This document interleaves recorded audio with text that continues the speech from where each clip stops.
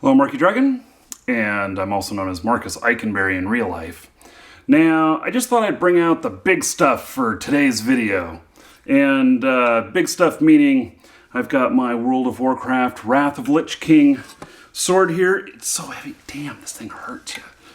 This is the one that I accidentally cut the carpet with.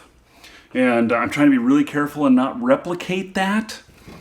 So, the big announcement today... I better not do that. That's just, this thing weighs 18 pounds, and it's so heavy that it just digs its way into the carpet whenever I put it tip down, so I gotta be careful about that. I shouldn't do that. So, I don't know if it's today's announcement, it's a couple of days ago, where Diablo 3, they announced that they're gonna have a real player-to-player trading market for cash.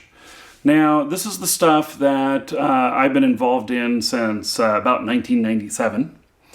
And it has a lot of people posting stuff about how they're done with Blizzard. They're just done because of RMT. Well, let's talk about this for a minute. So this got me thinking that in Amazon, they're taking pre-orders already. And the pre-orders, it's showing up in the top 100 list already for sales of games. And so it's only been up there a couple of days. And in fact, I'll throw a link to it in the description. And so Amazon is doing pre-orders for like $59. And they don't have a release date on it yet. But, so this just all got me thinking. Okay, so this is the whole realm that I've done a whole bunch of business in Ultima Online, World of Warcraft, and several other games. And in Ultima Online, it was perfectly okay. They didn't know any different back then. It really was okay to do buying, selling, and trading for real-world cash. In World of Warcraft, before they released the game, it actually wasn't a violation of their terms. They put up all of their terms of service, and they conveniently left out all the language about that. And I remember when gold pieces, before the game was released, were going for $1 a gold. And then one day before release, they updated their terms of service to prohibit it.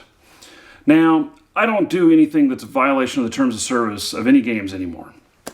But this is the big news, because Diablo 3 is going to allow this, and they are building it straight into the game. So, what does this mean?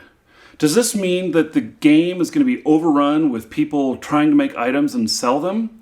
Or does this mean that Blizzard has figured out a way to control this marketplace that's traditionally been a gray market, to control it for a better gameplay experience for you? That's where I think they're going with this. I don't think they would do it if they thought it was going to harm their game.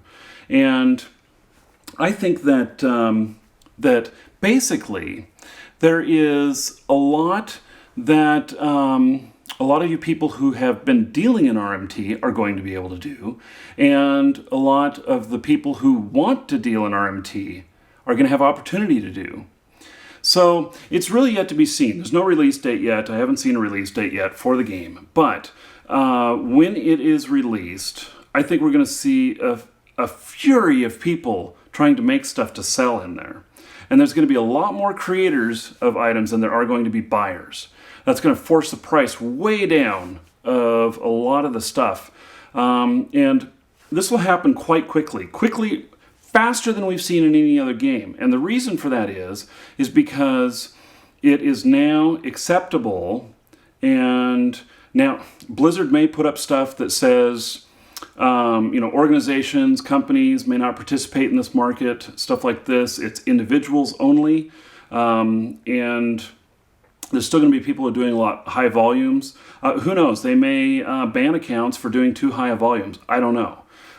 Blizzard has been real sneaky about some of that stuff to where they will allow certain things to happen in the markets in beta, and then they watch that, they learn from that, and then they construct their final version of how it'll all work.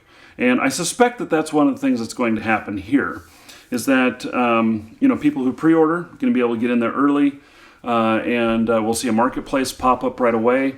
and then after that we'll see a tightening of the screws of the whole marketplace and how all that interaction happens. But here's what I'm most impressed with, and that is the fact that this is the first time that a major game company has embraced actual player-to-player transactions for cash. Now, Blizzard is going to take a percentage of each one of these sales, and I'm not sure yet how money will go into the system or out of the system, but I can tell you this, that for the amount that they're planning on taking, which I've heard an amount and I haven't verified it, but it's a pretty high percentage, for the amount that they're going to be taking, I am expecting that it will be a very, very secure and pleasant transaction from player to player. And it'll go something like this. Let's just say that I create an item. Okay, let's just say that I'm the character in game. I've got my sword. I'm going to sell it, and so I take this sword and I have to place it in escrow. And so, or I place it in the auction house. And I got to make sure not to stab my foot with this while I'm setting it back down. So we'll take this sword and we'll put it up in the auction house. While it's in the auction house, it may be locked up there or something of that sort and guaranteed to the buyer. May have a buy it now or a total bid system. So let's just say for the ease of this that it has a buy it now. So Joe Blow comes along and says, I'll pay $10 for that sword. And so they agree to buy it. It freezes this item in escrow then in the auction system. Then they make their payment. Their payment goes into the Blizzard system, and Blizzard then should verify the funds, meaning they should make sure that you as the seller, or me as the seller, will get the money that they are promising me. Now, I'm just imagining that there's going to be some sort of hold. I would say like a 24 or a 48-hour hold. And that hold will keep this in escrow, and it will also keep the funds in an escrow type situation.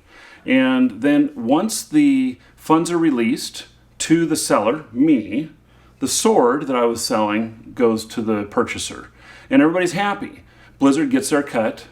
The numbers that I've heard are 30%, but I haven't verified all of that yet. And of course, Blizzard changes their mind about things. But if that's the whole case, and if me as a seller, I am guaranteed to get that $7 out of the 10, or whatever percentage, minus whatever percentage they take, then that to me is a pretty good deal. Now, here's something that's really interesting. So, now, let's just say this sword took me, 10 hours of play to create. And if I'm getting $7 for it, that means I just got 70 cents an hour. Now, granted, I'm playing, this is entertainment, but that's nothing to live off of. Not at all. But if you're in a third world country to where the economy is much, much different, and you're lucky enough to have an internet connection, and you're able to make $7 over 10 days of play, something like that, that might be an actual living.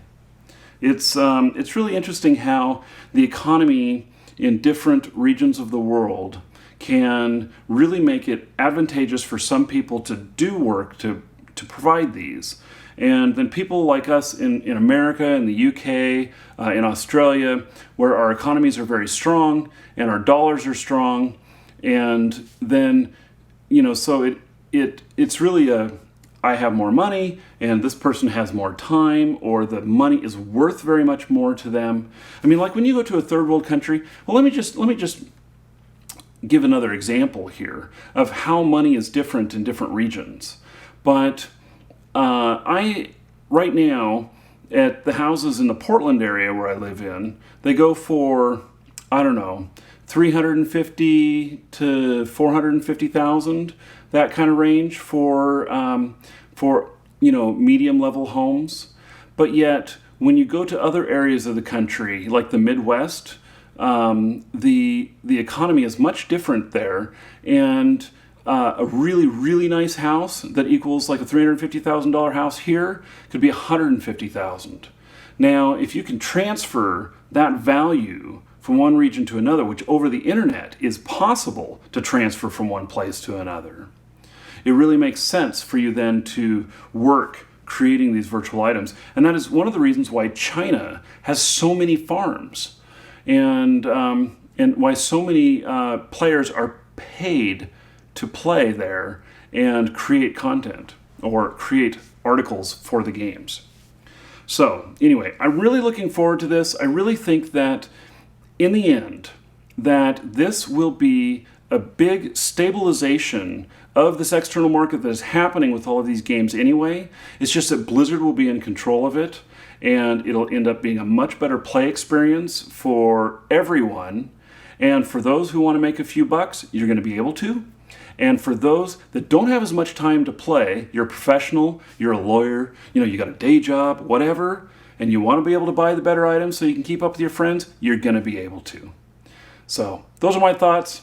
And I'm going to be in Diablo 3, no doubt, right away. Just as soon as it comes out, I can't wait for the game to come out. I've placed my pre-order. I got it on Amazon. I'm an Amazon Prime member too, which means I get free shipping. Although it'll be a day after it comes out if I want free. Maybe I'm going to have to upgrade that to overnight. Anyway, I'm looking forward to playing the game with you, and I will see you there. I'm Marky Dragon. Take care. Don't be messing with my cameras. I'm not. I was waiting for you to tell me. Oh, to tell me to stop them. Go ahead. Stop it. Stop.